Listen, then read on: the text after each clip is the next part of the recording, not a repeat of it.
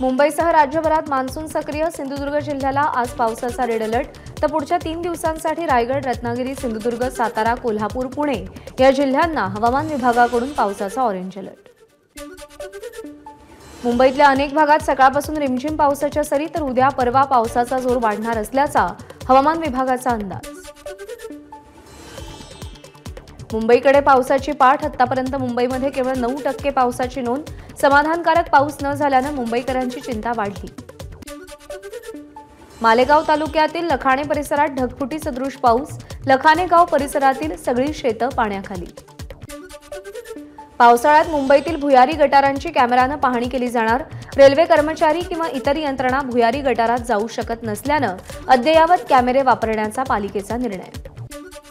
ग्रेसमार्क मिळालेल्या 1563 मुलांची आज पुन्हा एनटीए कडून पात्रता परीक्षा आयोजित। सुप्रीम कोर्टाच्या निर्णयानुसार आज होणारी फेरपरीक्षा फक्त 1563 उमेदवारांसाठीच असेल। आज होणारी नीट पीजी 2024 ची परीक्षा स्थगित। लवकरच नवी तारीख जाहीर होणार।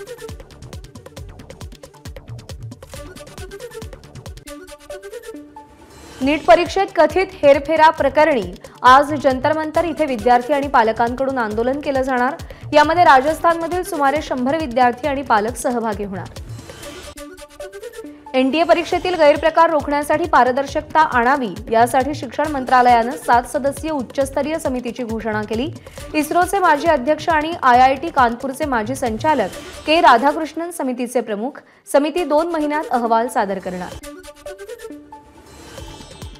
एनटीएचे महासंचालक सुबोध कुमार यांना पदावरून हटवलं। त्यांच्या जागी आता निवृत्त आयएएस प्रदीप सिंग खरोला हे एनटीएचे नवे महासंचालक असतील। नीट पेपरफुटी प्रकरणी 2 शिक्षक नांदेडच्या एटीएसच्या ताब्यात। दोघेही जिल्हा परिषद शाळेचे शिक्षक असल्याची माहिती। पेपरफुटी प्रकरणात या शिक्षकांचा सहभाग असल्याचा एटीएसला संशय। 1 नोव्हेंबर 2005 नंतर नोकरीला लागलेल्या शिक्षकांना पेन्शन देणार। तर आदिवासी आश्रम शाळांची वेळ पूर्वीप्रमाणे 11 ते 5 करणार। जळगावमधल्या कार्यक्रमात मुख्यमंत्र्यांचं आश्वासन। शरद पवारांनी जिल्हानिहाय विधानसभेचा अहवाल मागवला। विधानसभेच्या जागावाटपाबाबत महाविकास आघाडीच्या नेत्यांची उद्या मुंबईत बैठक। सगळ्या जिल्हा प्रमुखांना अहवाल देण्याच्या सूचना। काँग्रेसने ताब्यात घेतलेलं अमरावतीतलं खासदार कार्यालय जिल्हाधिकाऱ्यांकडून पुन्हा सील। अनिल बोंडे आणि बळवंत वानखेडे दोघांनीही खासदार कार्यालयावर दावा केल्यानं कार्यालय पुन्हा सील करण्यात आलं। अमरावतीच्या जिल्हाधिकारी कार्यालयावर खासदार कार्यालयाचं कुलूप तोडल्याप्रकरणी आमदार यशोमती ठाकूर आणि खासदार बळवंत वानखेडेंसह 15 जणांवर गुन्हा दाखल। कितीही गुन्हे दाखल झाले तरी घाबरणार नाही, आमदार यशोमती ठाकूर यांची प्रतिक्रिया। तर जिल्हा प्रशासनानं खासदार कार्यालय सील केलं असलं तरी आम्ही बाहेर टेबल टाकून लोकांचं काम करणार असल्याची प्रतिक्रिया। मुख्यमंत्री एकनाथ शिंदे उद्या भंडारा जिल्ह्याच्या दौऱ्यावर।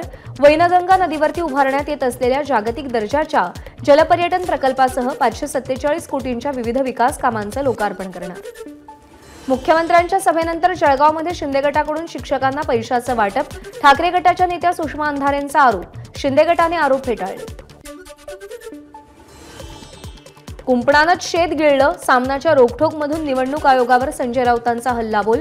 मुंबईसह देशात किमान 60 ते 70 ठिकाणी अनेक प्रकारचे तांत्रिक घोटाळे करून भाजपने विजय मिळवल्याचाही गंभीर आरोप। ठाकरे गटाचे खासदार ओमराजे निंबाळकर आणि आमदार कैलास पाटील शरद पवारांच्या भेटीला। विजयानंतर ओमराजे आणि कैलास पाटलांनी पहिल्यांदाच शरद पवारांची भेट घेतली आहे। मनोज जरांगेंच्या नेतृत्वात मराठा समाजाकडून विधानसभेच्या 100 जागांची चाचपणी। मागच्या 10 वर्षात मराठा आमदार निवडून आलेल्या मतदारसंघांना प्राधान्य। तर बीड, जालना, धाराशिव, संभाजीनगर मतदारसंघाचीही चाचपणी। जालन्याच्या वडीगोद्रीत सरकारच्या 12 जणांच्या शिष्टमंडळानं ओबीसी आंदोलक लक्ष्मण हाके यांची भेट घेतली। चर्चेनंतर हाके आणि वाघमारेंचं आंदोलन स्थगित। मागण्या मान्य होईपर्यंत लढा सुरू ठेवण्याचा निर्धार। आंदोलन आम्ही स्थगित केलं नाही, थांबवलेलं नाही, हाकेंचं स्पष्टीकरण। सरकारकडून आम्हाला न्यायाची अपेक्षा। ओबीसींच्या मागण्यांबाबत सरकार काठावर पास, हाकेंचं वक्तव्य। एबीपी माझा, उघडा डोळे बघा नीट।